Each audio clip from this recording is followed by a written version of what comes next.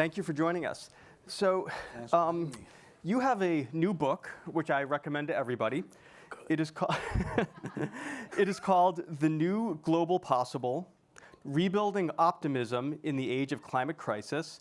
And one thing that I thought was interesting about this book is that it's obviously hopeful, quite hopeful, as the title suggests, but it's also by turns pragmatic and also quite candidly blunt in some spots. I want to start on that blunt side for a second. You write, quote, "We have focused on what our goals are while overlooking how to achieve them, how to orchestrate necessary change. This is our profound collective failure." Please say more, and how do you sort of reverse that failure? Hi, everyone. It's hard to come after whiskey, especially at the end of the day.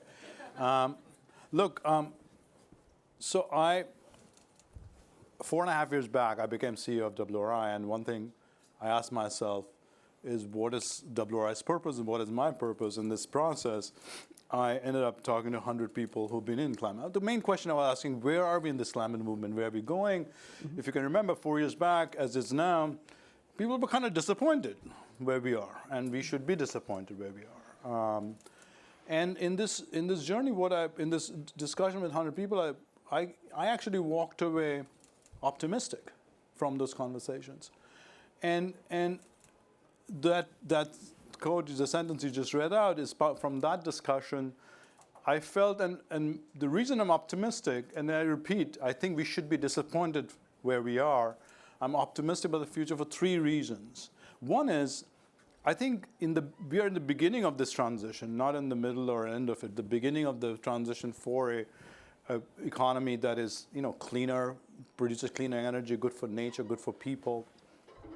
And actually, we are seeing, which we didn't even in Paris 10 years back, technologies that are available to us for this transition at a scale and speed and price that we didn't even think possible 3 years. All of you have heard about solar and wind, what price they are. Even batteries, they're 10 times cheaper. Actually, there's a new announcement how it will be even 10 times cheaper from that. But even things we thought was very hard to do, cement, steel, glass, all these technologies are coming out. So the market is producing technology for this transition, but it is not happening everywhere, right? We're not transitioning. So what I write in this is that what we are failing to do is actually technology itself doesn't produce good outcome. We need to orchestrate that outcome. We need to bring, when there's a technology for finance, the regulators, the users, the people who will build the technology. And what we are failing to do is, over and over again, this orchestration is failing. Yeah. So we have focused too long for these very silver bullet solution. We have said till 2003, when solar and wind became commercially viable, that if we get the price right of solar and wind, everything will be fine. We would have sorted this out. Price is right, actually, today for solar and wind. Solar and wind is the cheapest form of energy for 95% of countries in the world. But have you seen the energy revolution that we expect? It's only 20% of energy supply in the world. 80% of energy today is fossil fuel. So price itself doesn't do it, because somewhere is the policy, somewhere. So what I'm arguing is we need to focus on how to get things done, not just what to do. Yeah. Not how many goals we have. And actually, when we have done that, Ben, and when we have actually done things that are good for people, the outcome is good for people, across the world, there's 60, 70 examples in this book. Absolutely. We have done that. Yeah, that's one of the things I wanted to ask you about. One of the really cool things about this book is that it's pretty specific in a lot of spots. It goes from sort of coarse to fine. And I would like to ask for the audience, what are some examples of specific policies, either at the corporate or regional or national governmental level, that you feel are especially replicable and scalable in other areas or to other companies? If I may share 2 examples from 2, there are a lot of examples in this. And the reason I put this together is simply because there are examples in the world we should learn about. The good things are happening in the world and actually beneficial. So one of my favorite stories, I'll tell you 2 stories too, is that I met, while I was writing this book, 3 women just outside Nairobi who run a macadamia nut factory. And what they do is they actually work with 10,000 farmers. We help them grow macadamia trees. When the trees go sick, they provide the technical assistance. The best thing they do is when the fruit there, they buy it and immediately through their phone pay those farmers. So 10,000 farmers are getting income from it, 50,000 people. But then bring this nuts to just outskirts of Nairobi. They have a small factory. They employ a lot of people, mostly women. They process it and sell it in Europe and United States, actually. But in this story, not only these people, the people I just mentioned, getting employment, but these trees live for 50 years. They are sequestering carbon, and those roots under those trees are bringing back water. You just heard the story of water just now from Suntory. And Africa, where this story is from, has more than 50% of the land that is degraded. That's not arable, meaning you can't grow something or have. So for Africa, where 55% of people are actually connected to land, getting land back to working through a process of economic change. It's not some, and the best part of the story is these 3 women actually got a small loan from a project we're involved in, but now they don't need any loan. They are commercially viable. So if we can create this unit of change over and over again, that is not only good for people now, but it's actually good for nature and climate in the long term, that is, I think, secret. If I have time for another quick story, which is a completely different scale, we all have mattresses, I hope we do, that we sleep on. Mattress is a very bulky thing to, when you don't use it anymore, to dispose of, and landfills or incinerator full of mattresses. And so in Netherlands, IKEA said we will buy back mattresses. And most countries don't actually have policies against reuse of mattresses because of disease. So the policy in Netherlands says you can't buy back mattresses. But then they worked with IKEA to change the policy, and the IKEA started buying these mattresses, and they said we will buy anyone's mattress, not just IKEA's mattress. And they found that those recycled mattress material are cheaper than virgin mattress material. So here's a cycle when government and policy are working together to find an outcome where their landfills are not getting filled up, they're not killing plants to get more raw material, and they're making money through this process. So these are the kind of ways, and there are many stories like this, that they're not enough in scale, but we actually see the beginning of what good could look like. Yeah, no, the book has many stories that I think are really useful, which leads me to want to ask you about something else in your book that zooms way out, which is you say, quote, you're right, quote, it is time to talk less about 2030, 2050, and 2100, and instead focus on how political decisions today can practically improve the quality of people's lives. What else does that mean in practice, in addition to the examples you've just given us? So in my work and in my experience of doing this, and this won't surprise any of you, what I found is, when we are doing climate as if it's a numerical game, that how many megawatts, how many gigatons on air, what we need to reduce, it's all about these numbers. Day after tomorrow, actually tomorrow, Tuesday, UN will have this meeting when we'll make this NDC announcements, which are all about these macro numbers, which are all important. I work in an organization that does this for a living. But where we are failing very much is actually implementing climate policies that are good for people today. And that's often hard to do because a lot of climate things are long term.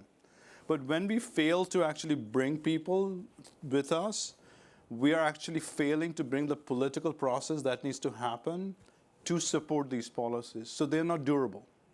So we do one thing, and then people don't benefit, someone else comes, and this country is a poster child of that example. But it's not only this country, that they are not durable solutions. So what I mean by that is that we have to find solutions that are actually good for people today. And if they're not, it is very difficult for them to stick. And that is where I think politically we're failing, we meaning all of us who work in this, to convert this numerical game of technical discussion. You can't have an economic transition that we are beginning of without a political process that supports it. And one of the sets of institutions, certainly not the only levers for change, but one of them that you write at some length about are different multilateral institutions, including the UN climate process.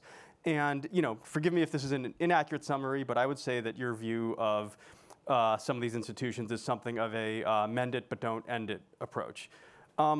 That said, I would say that the current White House has an approach that I would just see as end it, right?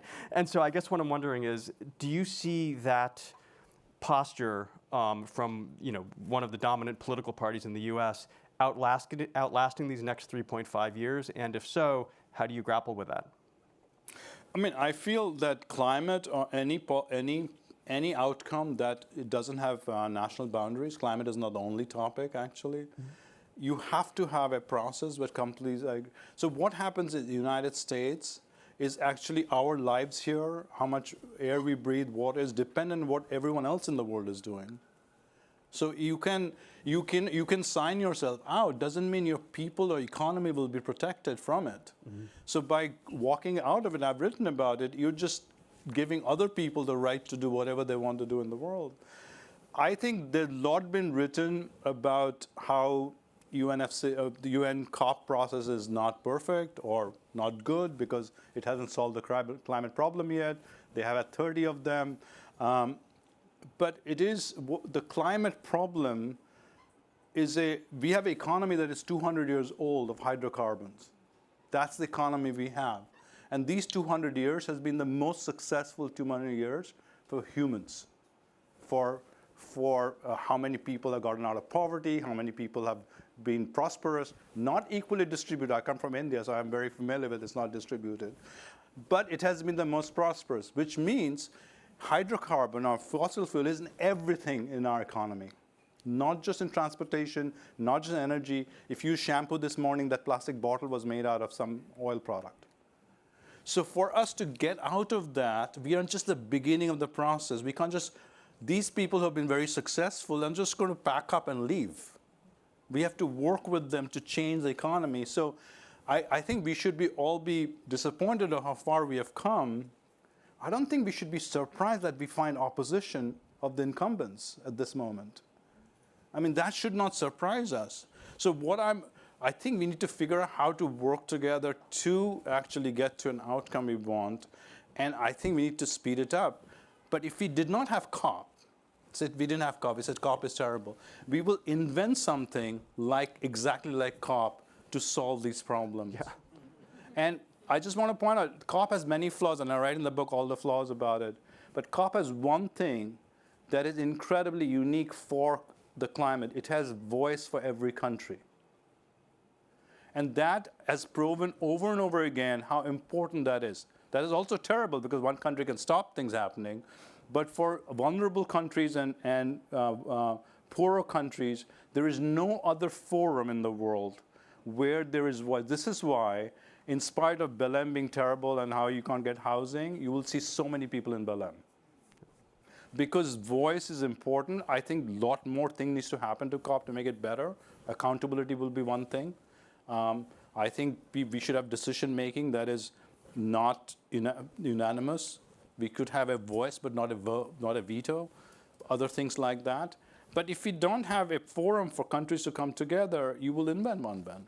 Definitely. And in fact, we have some breaking news this afternoon, which is that Simon Steele, the head of the UN climate arm, in fact, formally said he is soliciting feedback on COP reforms. And in this book, you'll actually get a lot of ideas for that. I want to end on one last quick question. There's a lot happening this week here in New York. What is one thing that we are going to hear probably too much about, and what's one thing that we probably are not going to hear enough about and you would like to inject even further into the conversation?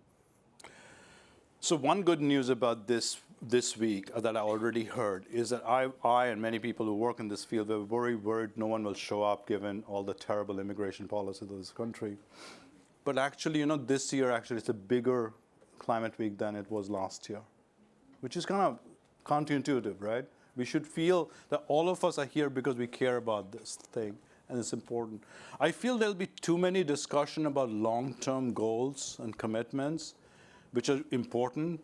I think we need to do things today and tomorrow and day after and be accountable for it. So I hope there's a lot more discussion about what we are doing now, what we're going to do tomorrow, and how do we hold each other accountable for that, so that we make progress and people who are not here in this room see that what we're saying makes a difference to their lives, so that this doesn't remain a discussion of the technical people interested in climate. It becomes a discussion for all of us who live in this world who are suffering. There was $500 million of loss of climate change just last year. I mean, not $500 million, $500 billion of loss just last year. Thank you. Unfortunately, we are out of time. Ani, thank you so much for joining us at Axios House. Thanks for having me. Yeah.